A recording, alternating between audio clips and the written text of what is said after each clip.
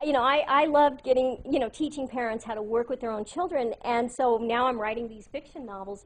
But I felt like, I really want to put the information out there for parents to teach them, here's what you do when you have a little child.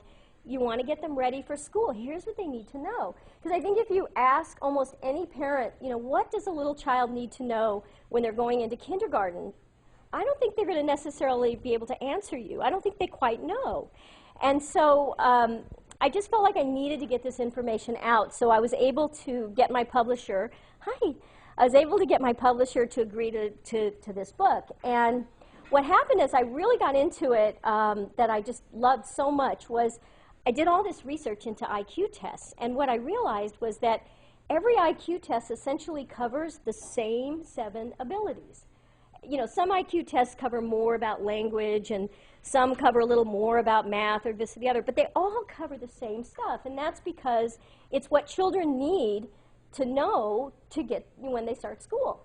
So I really got into these 7 abilities, and there are things like language, memory, math, fine motor skills, thinking skills, and visual spatial skills. And if a child is missing like just one of these abilities, they're going to struggle in school. And I know that because my daughter had a visual spatial learning disability. And you'd think, what does visual spatial have to do with school? Well, starting with letters, are shapes, and a child who's got a visual spatial disability can't learn geometry very well because she doesn't see the shapes the way they are, or she can't line up long division problems because she can't line things up. And so if your child is struggling in any one of these abilities, they're going to struggle in school. So what I did with this book was really, I think, try to explain to parents, here are these 7 abilities. You want to make sure your child is strong in each one. And you also want to be able to recognize when they are struggling that it's going to be in one of these areas. Because even if your child isn't creative, believe it or not, you don't need creativity for school. That's actually not an important skill for education, for academics. But you do need math, and you do need fine motor skills. So if they're struggling, it's going to be in one of these areas. And so my hope is that through the book, I can help parents recognize if there's an issue and know how to go about helping their kids. Now, there's all these things in the book where I teach parents like what to do with their kids when they're at home through daily activities so that they can really build these abilities, and they're all fun things. Everything I talk about is just fun things to do. So that's what's great, is that if you have the book and you have a small child in your life, you'll be able to really help build these abilities in your child without sitting there with flashcards and making life really boring and dull for them. So anyway, so I was so very excited to write this book because it's just stuff that I wanted to get out and I wanted to share with parents, and it's stuff that I really love. And so anyway, after I wrote this book, so I guess I would say that I'm one of these people, like, okay, and we've talked about this before at Kathleen's parties. I started out as a lawyer, and then I went to then I worked at American Express for many years in marketing, and then I started a business, an educational consulting business, and then I became a writer, and so now I'm a writer, and one of the things that I did after I wrote this book was I felt like I wanted to do more, something beyond the book itself, and so that's why I developed this game, which is actually, I just wanted to tell you about it because it's really a test preparation kit, and you can come look at it later.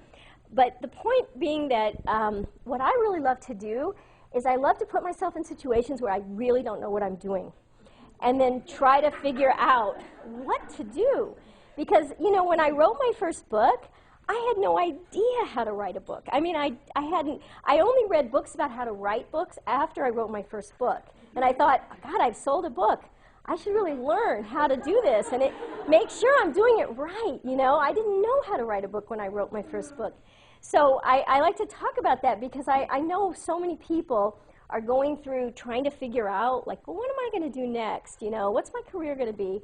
And, what I always do is I sort of follow my interest, whatever it is, even if I don't know how to do it.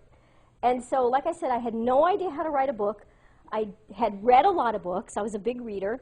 So I just wrote a book that I thought I would enjoy reading when I wrote my first book. And that was kind of the thing that guided me, okay? And so then I thought, after I wrote this book, I really want something fun for kids so they can, you know, really get ready for testing. I'll make a game. But I didn't know how to make a game. I was like, well, how do you make a game? Like, do you call like a game company and say, can you help me make this game?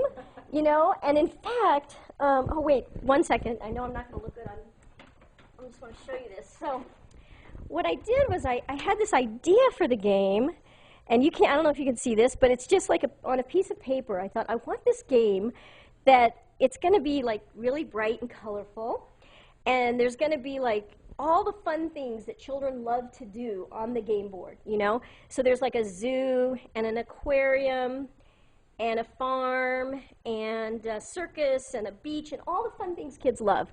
And I wanted to invent a game, and that was what was going to be on the game board. But how do you do it? And so finally I thought, well, I'll just get an artist to make the board for me. I wanted to do it myself because I love to draw, but I really wasn't good enough. So I found an artist down in Miami, and I gave her that piece of paper, and then she made this beautiful painting that became the board. And then I had to invent all the, you know, the rules to the game. I mean, I just made it up.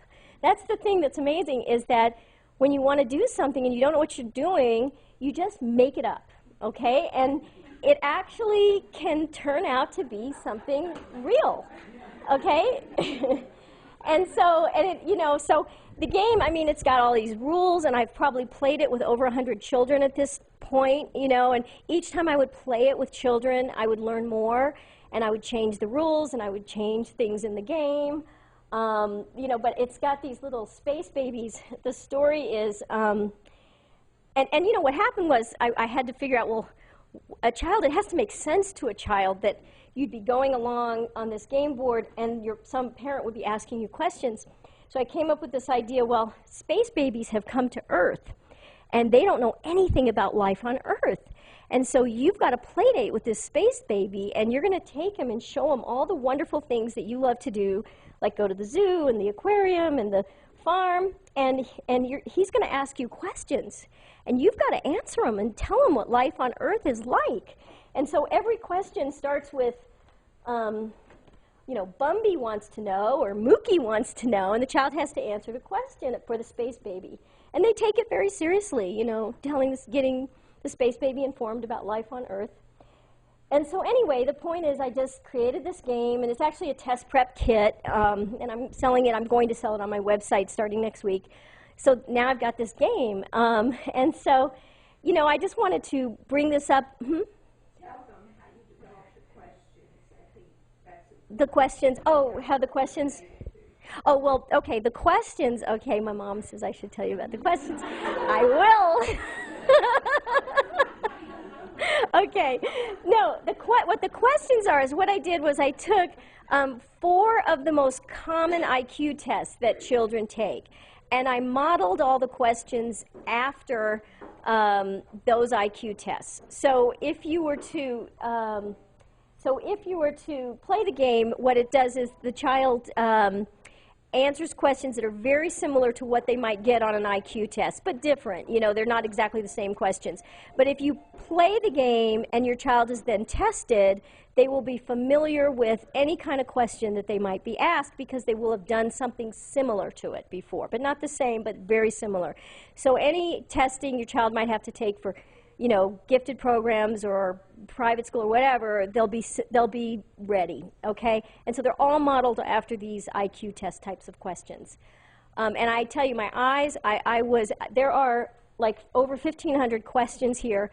I mean, I was cross-eyed by the end, you know, and you know, so anyway, but it was a really wonderful experience. I didn't know what I was doing, but yet I ended up with a very good product, I think, at the end.